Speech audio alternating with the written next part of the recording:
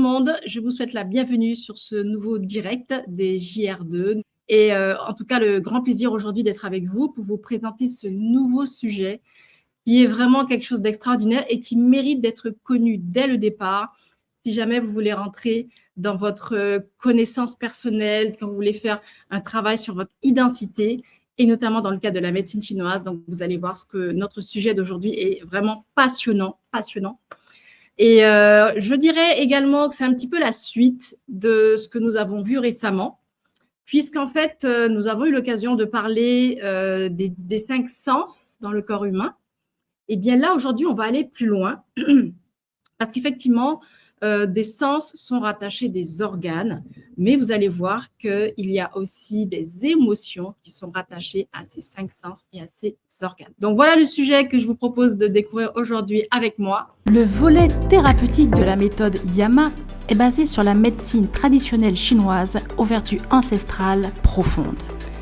Grâce à la connaissance des points d'acupuncture, le diagnostic est réalisé avec une précision et une finesse inégalées et permet d'identifier subtilement les points de blocage énergétique. Parmi ces techniques, on retrouve la moxibustion, la massothérapie, l'écoute du corps, l'utilisation sélective des huiles essentielles, l'acupression, la réflexologie et bien d'autres, comme la naturopathie.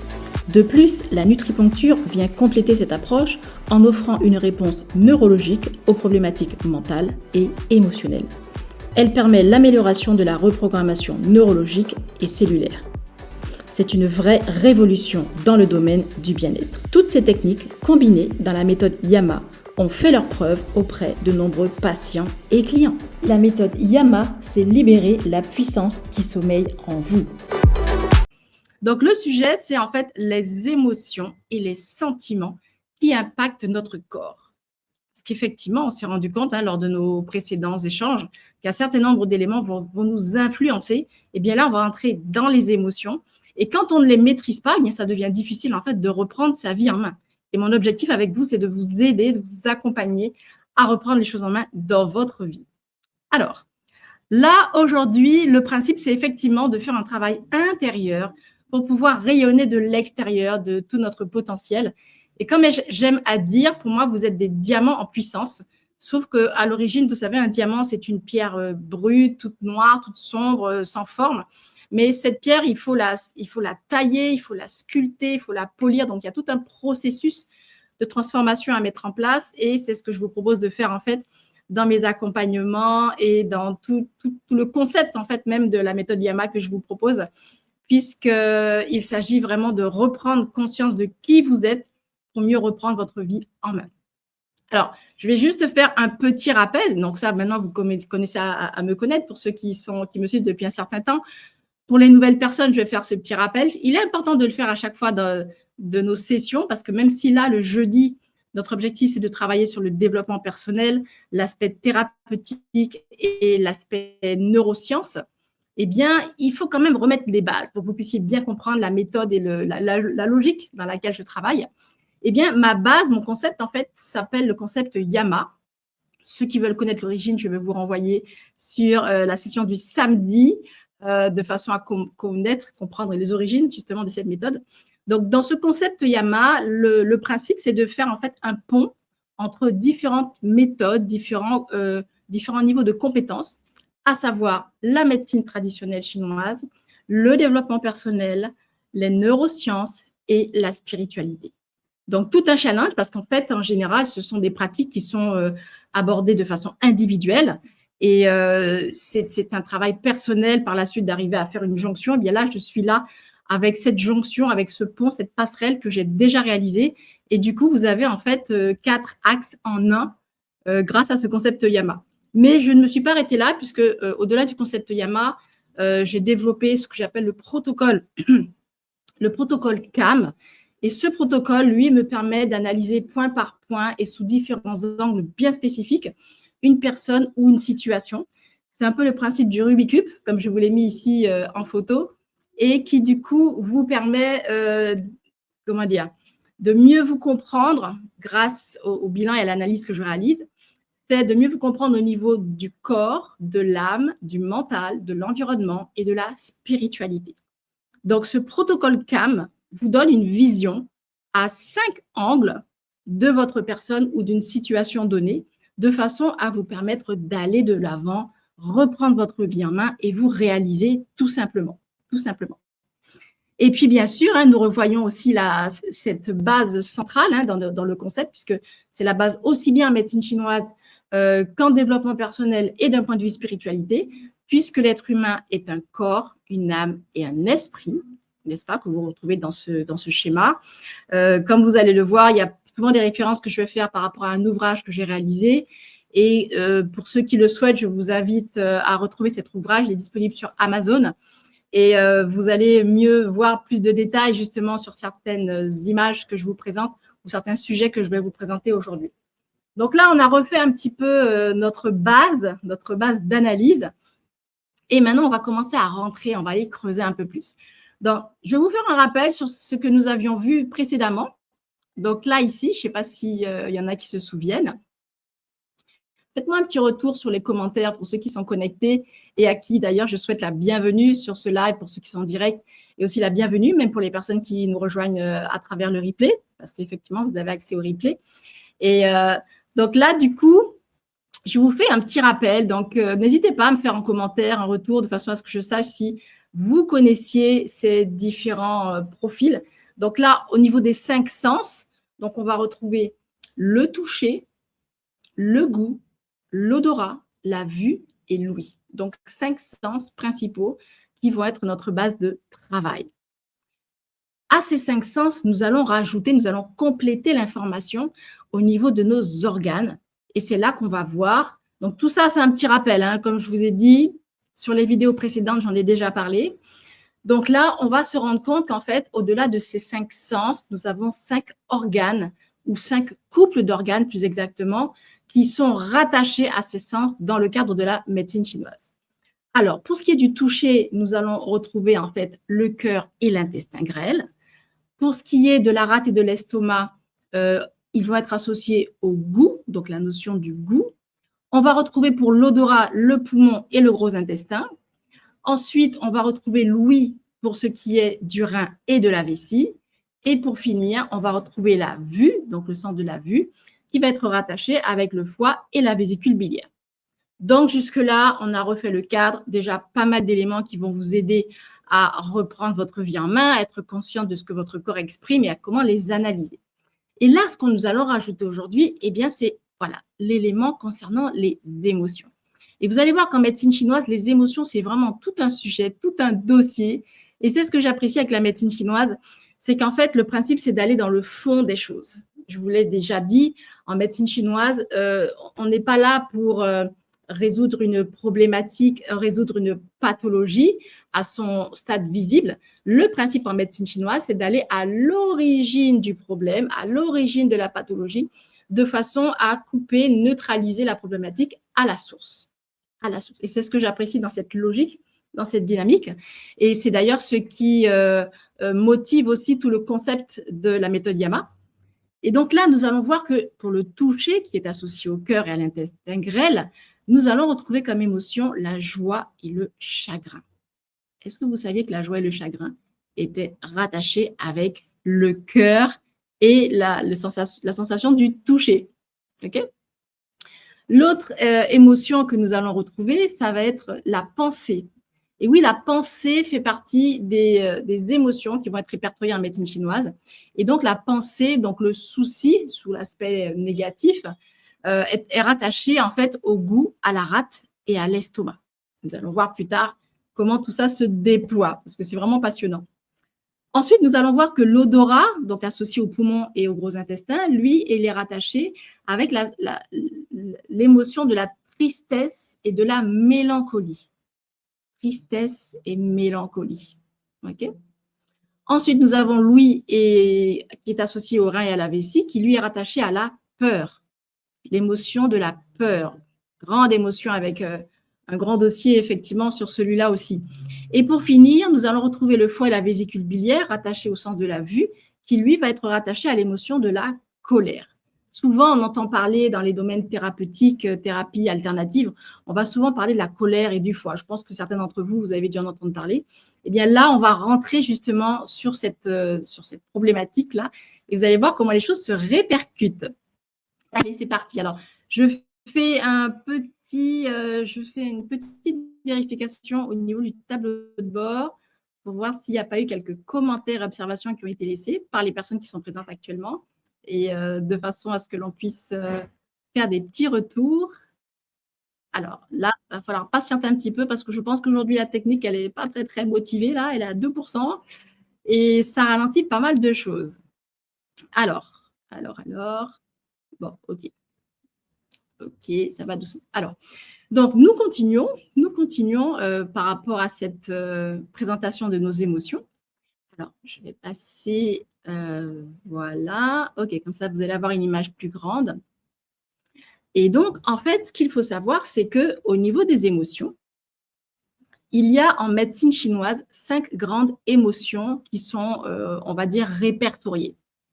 Parmi ces émotions, donc on va retrouver, alors attendez, je vais pousser un petit peu, voilà.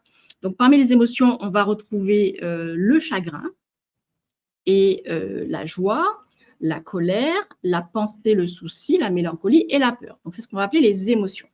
Mais en médecine chinoise, il y a, je dirais, une spécificité qui est mise en avant, à savoir qu'ils font la différence entre les émotions et les sentiments.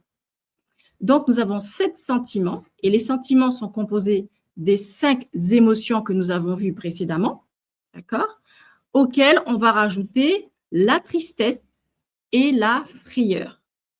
OK ?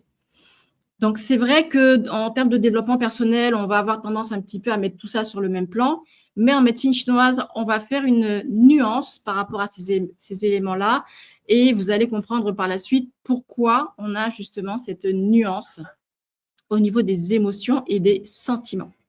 Parce qu'il y a des répercussions, bien entendu.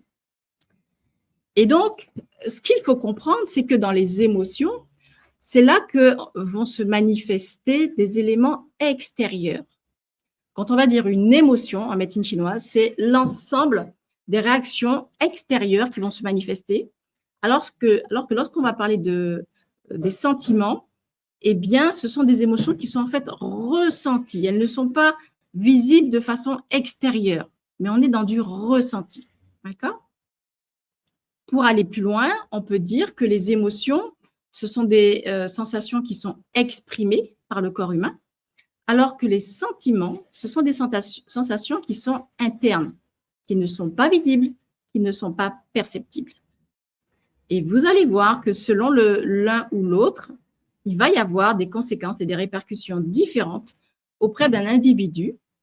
Et du coup, dans mon action en termes de diagnostic et d'analyse, eh bien, je tiens compte de ces éléments-là pour pouvoir avoir le meilleur diagnostic qui soit. Alors, cela nous amène à comprendre qu'en fait, ce qui ne s'exprime pas s'imprime.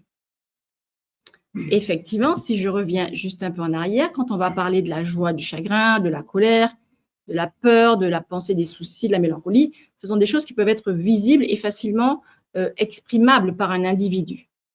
Mais la tristesse, ce n'est pas forcément quelque chose que l'on va voir. Et c'est là où, justement, dans la mesure où c'est caché, ça n'est pas exprimé de façon tangible, qu'il va y avoir en fait en parallèle une impression dans notre corps de ces situations. Et c'est là où on va se rendre compte que d'un point de vue thérapeutique, il y a une prise en compte à faire de façon à analyser un individu et l'aider justement à amener des changements dans sa vie. Et je dirais même que c'est là le challenge, puisqu'il faut aller dénicher, il faut aller trouver des éléments, des marqueurs cellulaires et émotionnels qui seraient le fruit, les conséquences de sentiments qui n'auront pas été exprimés. Donc, c'est la raison pour laquelle je reviens sur cette phrase. Ce qui n'est pas exprimé naturellement par le corps humain va en fait s'imprimer à l'intérieur du corps humain. Et donc, il faut faire très attention à tout cela. D'accord ? Et cela, en fait, ça nous amène à quoi ? Ça nous amène à prendre en considération, en fait, que les émotions sont des réactions physiologiques de l'organisme à un événement ou une situation extérieure. Et très souvent, on oublie de prendre en compte cet élément-là. C'est la raison pour laquelle les thérapeutes dans le domaine alternatif et plus particulièrement dans la médecine chinoise, sont attentifs à justement quels sont les événements que vous avez vécus, les situations auxquelles vous avez fait face, qui ont peut-être laissé des traces et des marqueurs sur votre personne et donc ont pu entraîner des pathologies, ont pu entraîner des changements au niveau de votre comportement. Donc, tout cela n'est pas anodin et c'est là où justement on se rend compte que c'est un peu, je dirais, la base de notre analyse en médecine chinoise. Et dans le cadre du concept YAMA que je propose, il y a notamment cette analyse, ce diagnostic qui s'appelle AEMCE, c'est-à-dire l'analyse et l'écoute des marqueurs cellulaires et émotionnels. Et donc, on est vraiment là au cœur de cette analyse parce que vraiment, il faut aller les chercher parce qu'on ne se rend pas compte. Quand vous avez une blessure, quand vous êtes tombé, quand vous avez eu un accident, quand vous vous êtes cassé la figure pour X raison, on peut voir, vous avez un hématome, vous avez une égratignure, vous vous êtes coupé, vous avez du sang qui coule. Donc, tout ça, c'est visible, donc c'est facile à traiter en direct. Mais là où c'est beaucoup plus insidieux et beaucoup plus complexe, c'est quand vous avez quelque chose qui n'est pas visible à l'œil nu, qui est intérieur ou qui a entraîné une baisse de forme, de motivation, c'est comment on va faire pour trouver ça. Et c'est là où effectivement la médecine chinoise, elle est quand même numéro 1 pour définir et déceler ce genre de choses-là de façon naturelle, sans passer par des appareils, mais par une lecture du corps. Et ça fait partie de la base en médecine chinoise. Et donc, il fait partie des éléments que j'utilise dans le cadre de mes diagnostics et aussi des accompagnements en développement personnel. Donc, nous voyons que les émotions sont extrêmement importantes. Alors là, je vous fais un petit rappel. Pareil, ça, c'est un tableau que vous pourrez retrouver dans le livre que j'ai réalisé. Pour ceux qui l'ont déjà, vous allez le voir, c'est à la page 111. Pour ceux qui ne l'ont pas, je vous invite vraiment à vous le procurer. Vous allez voir plus en détail tout cela. Alors, on va… Alors, la technique là, qui ralentit un petit peu. Alors, on patiente un petit peu. OK. Alors, ce que nous pouvons voir en fait en termes de rappel, donc ce tableau est très important parce qu'il vous fait une sorte de synthèse. Donc, on va se rendre compte que le foie est la vésicule biliaire et que l'ensemble des organes, il va y avoir des sentiments spécifiques qui vont en fait blesser l'organe. D'accord? Donc là, on a parlé on tombe tout à l'heure, on se fait un coup, on a un bleu, on est égratigné, mais là, en fait, il s'agit d'une émotion, d'une situation qui a engendré une émotion chez l'individu et qui, du coup, va avoir des répercussions. Donc, pour ce qui est du foie et de la vésicule biliaire, les sentiments et émotions qui vont blesser l'organe, l'impacter, ça va être l'irritabilité, la colère, l'agacement et le stress. Pour ce qui est du cœur et de l'intestin grêle, on va retrouver le chagrin. Pour ce qui est de la rate et l'estomac, on va retrouver les soucis, les obsessions, la rumination. Okay. Ensuite, le poumon et le gros intestin, là, on va retrouver la tristesse, le regret ou la mélancolie, comme on l'a vu tout à l'heure.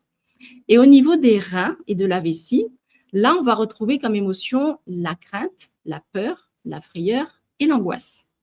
Donc voilà, ça déjà, je vous invite à enregistrer ce tableau, à en prendre une photo parce que du coup, c'est un petit tableau synthétique qui peut très rapidement vous aider à faire une analyse de situation quand vous êtes face à quelque chose qui vous déstabilise, qui vous met mal à l'aise. Donc déjà, grâce à ça, vous pouvez faire un premier diagnostic. Okay. Mais allons plus loin. Et c'est là, voyez-vous, l'objectif justement de ce live, c'est vraiment de vous donner des bases. Vous n'allez pas apprendre ça à l'école, vous n'allez pas apprendre ça avec votre médecin ou avec un thérapeute. Mais là, pour moi, l'objectif, c'est que vous le sachiez parce que ça vous aide en fait à maîtriser les choses. Et donc, on est sur le principe reprendre sa vie en main. Et donc, pour ce qui est de la joie, alors en fait, la joie va correspondre en fait à l'émotion de la bonne humeur. La joie qu'on a vu qui est rattachée avec le toucher, avec le cœur et l'intestin grêle. Et donc, en fait, quand on est dans la joie, cela nous détend l'esprit, cela favorise la bonne circulation du qi et du sang. Donc ça, on fait le parallèle tout de suite entre l'émotion et le ressenti physique par rapport à cela. Donc là, on a vu la joie. Ensuite, on va retrouver la colère. Ah, cette chère colère, que l'on vit, que l'on ressent très, très souvent. Et là, la colère, c'est une émotion qui va se manifester dans les cas où on va retrouver une personne qui est menacée, une personne qui vit de l'injustice, et une personne qui a besoin d'affirmation de soi. Et oui, donc vous voyez la colère jusqu'où elle permet en fait d'interpréter une situation.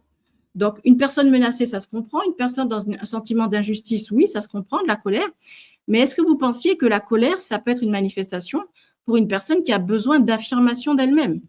Donc ça sous-entend qu'elle ne maîtrise peut-être pas son identité, elle n'arrive pas à se faire entendre, se faire connaître, se faire respecter.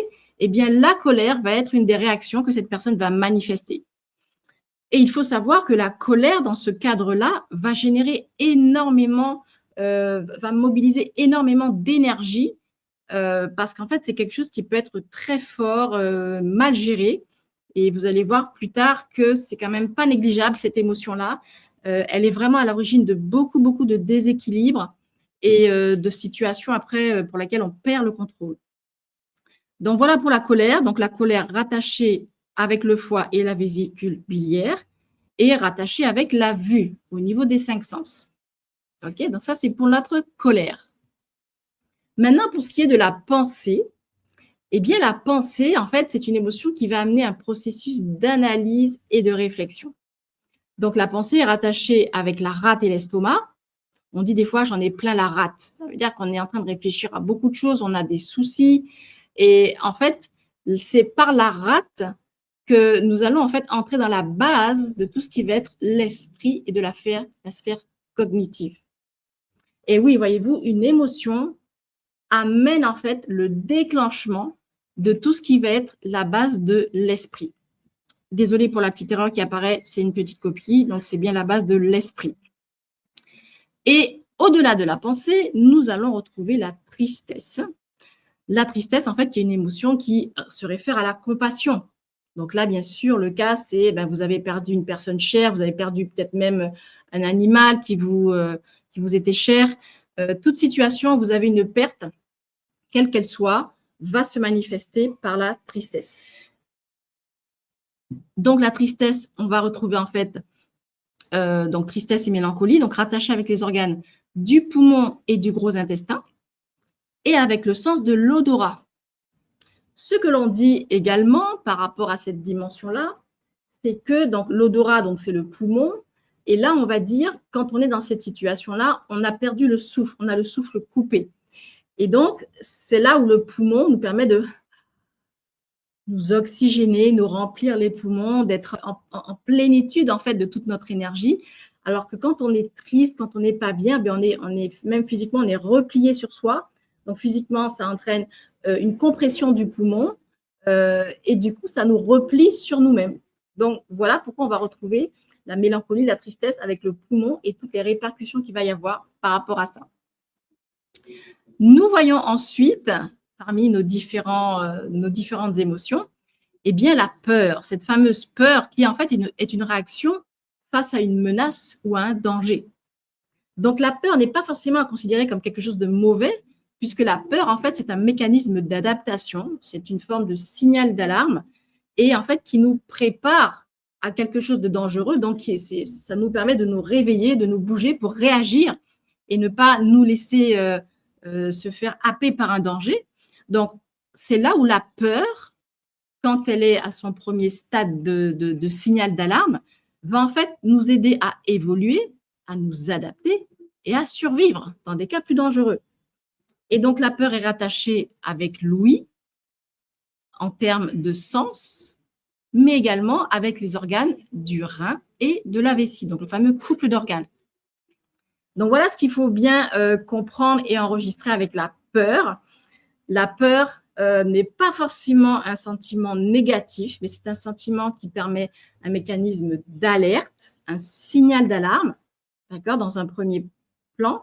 Mais si ça passe un certain degré, c'est là où effectivement la peur va devenir quelque chose de plus dangereuse, de plus difficile à gérer, on va le voir tout à l'heure, et pour laquelle il va falloir trouver rapidement une solution. Et donc, ce que nous devons comprendre par rapport à tout ça, c'est que le cœur est l'organe central permettant l'expression de nos sentiments, parce que tous les sentiments passent par le cœur.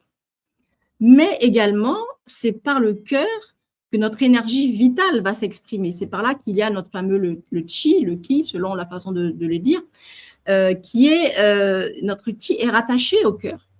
Donc, si quelque chose vient impacter notre cœur, eh notre énergie vitale et notre ki, du coup, va être impactée. Donc, cela signifie quoi? Cela signifie en fait que nos émotions et nos sentiments impactent l'organe du cœur, mais de façon générale. On a vu tout à l'heure que le cœur est spécifiquement rattaché à la joie et au chagrin, mais on se rend compte de façon plus large en médecine chinoise que le cœur va être impacté par l'ensemble des émotions qui vont toucher les organes spécifiques. Donc, il ne faut pas prendre ça à la légère. Il faut vraiment en être conscient et savoir comment est-ce qu'on réagit face à telle ou telle situation. Donc, ce qui veut dire que le cœur, s'il est impacté par ces émotions, va subir en fait un déséquilibre et ces réactions en termes de déséquilibre vont avoir aussi bien des répercussions d'un point de vue physiologique que pathologique. OK? Donc, on aura des répercussions aussi bien physiologiques que pathologiques. C'est très important de comprendre ça. Donc là, ça vous donne un élément complémentaire pour comprendre qu'en médecine chinoise, les émotions font partie de la base de nos analyses de façon à apporter des solutions et un diagnostic pour une personne lors d'une situation donnée. Et là, du coup, voilà, ça se répartit de cette façon-là. Nous allons avoir des réactions physiologiques pour ce qui est des manifestations qui sont extériorisées, okay? Donc des émotions qui sont exprimées. Mais pour ce qui va être des ressentis, des émotions qui sont en interne, eh bien là, on va rentrer dans un cadre qui va être en fait plus une réaction pathologique. Donc là, ça devient plus lourd, ça devient plus ancré en nous en termes de pathologie, de situation qui aura impacté, presque c'est un peu un lapsus, et infecté notre organisme parce qu'il y a eu une émotion forte qui n'aura pas été gérée, qui sera venue. Et donc, alors attendez, je vais revenir. Voilà. Et donc, nous allons voir, du coup, pour chaque grand profil des émotions, qu'est-ce qui va se passer, que ce soit d'un point de vue pathologique que physiologique. D'accord?